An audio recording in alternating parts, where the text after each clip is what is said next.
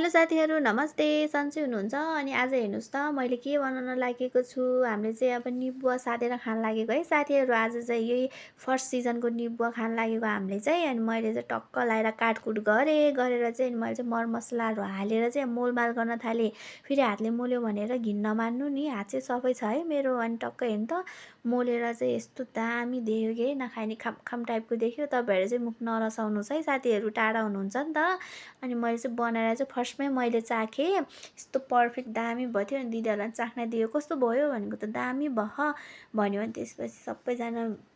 मिलेर चाहिँ खाँदैछ मेरो नै मुख रसाइसक्यो साथीहरू यहाँ एडिट गर्दा गर्दा है अनि म त धेरै खान सकिनँ किनकि यो पिरो थियो मेरो चाहिँ छातीमै लाग्यो कि म पिरो खान्न नि त धेरै मलाई चाहिँ भएर टोइलेट जान पनि गाह्रो हुन्छ कि साथीहरू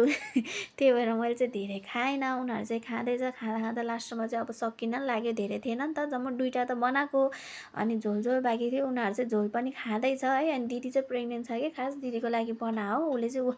रगत बढाउँछु भन्दै झोल खाँदैछ अनि हामी चाहिँ पिरो भएर बाकल खाँदैछौँ कि यो बाकल चाहिँ फेरि यस्तो